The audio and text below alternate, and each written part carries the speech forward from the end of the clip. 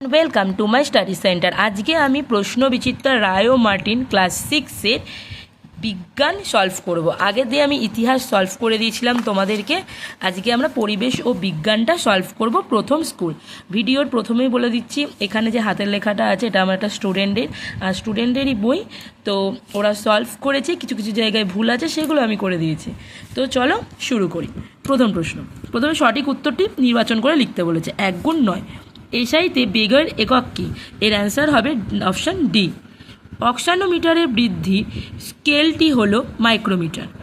আকৃতিগত পরিবর্তনের ফলে বস্তুতে সঞ্চিত হয় স্থিতিশক্তি। একটা ফুটবলকে মাঠের ওপর গড়িয়ে দিলে তা কিছু দূর গিয়ে থেমে যায়, সেটা হলো ঘর্ষণ বল। চাপ সমান রেখে ক্ষেত্রফল বাড়ালে বলের পরিমাণ বাড়ে। জলের গভীরতা বাড়লে সব দিকেই চাপ বাড়বে। লোহার প্রধান আকরিকটি হলো হিমাটাইট। ব্রোঞ্জ তৈরি হয় তামা ও টিন। পাললিক শিলা হলো চুনাপাথর। শূন্যস্থান পূরণ করো। 1 গুণ 7, 7টা প্রশ্ন আছে, 7 নম্বর। পুরীর তুলনায় দার্জিলিংয়ের বায়ুর চাপ কম হয়। স্থির তরলের গতির ক্ষেত্রে বার্নৌলির নীতি প্রযোজ্য হয়।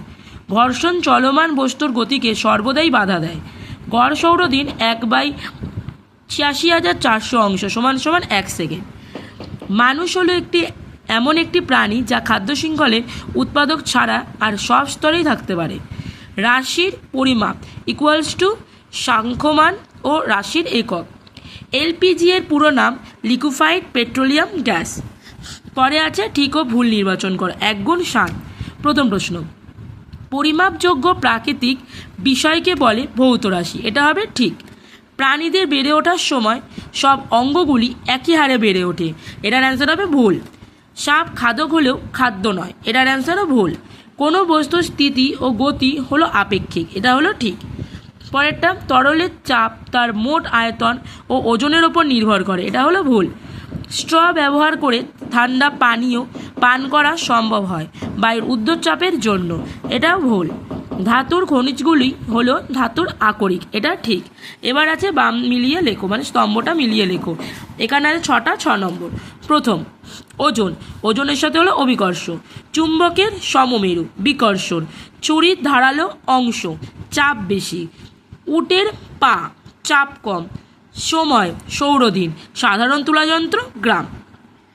এবার আসি 2-1টি শব্দে উত্তর দাও। 1 গুণ 6, 6টা প্রশ্ন, 6 নম্বর। প্রথম প্রশ্ন, তড়িৎ প্রবাহ মাত্রার একক কি? এটা হবে অ্যাম্পিয়ার। বলের উপরিতলের ক্ষেত্রে মাপার জন্য কোন রাশি পরিমাপ প্রয়োজন? এটা হলো চাপ। অথবা দিয়ে আরেকটা দিয়েছে, ঘড়িতে ঘন্টার কাঁটা একবার ঘুরে আসতে কত সময় নেবে? এটা হলো 12 ঘন্টা। তারপরে আছে নদীর বাঁধে জলে কোন শক্তি সঞ্চিত হয়? এটা হবে স্থিতিশক্তি। খাদ্য পিরামিডে কোন স্তরে জীবের সংখ্যা সবচেয়ে বেশি? এটা হবে উৎপাদক। তারপরে অথবাতে আছে কোন প্রক্রিয়ার শক্তি খাদ্যে আবদ্ধ হয়? এটা হলো সালোক সংশ্লেষ। এসআইতে ঘাতের একক কি? নিউটন।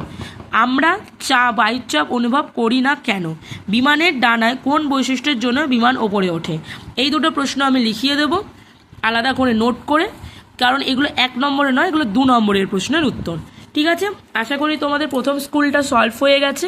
তো আবার পরের ভিডিওতে দেখা হবে। তোমরা ইতিহাস যারা যারা এখনও ভিডিও দেখোনি তারা প্লেলিস্ট থেকে ক্লাস 6-এর গ্রুপটা দেখতে পারো। ওখানে ইতিহাসের পুরো এমসিকিউ সলভ করা আছে। তো আজ আমি পরিবেশ বিজ্ঞান শুরু করলাম। তো পরের ভিডিও দেখা হবে। আজকের জন্য টাটা।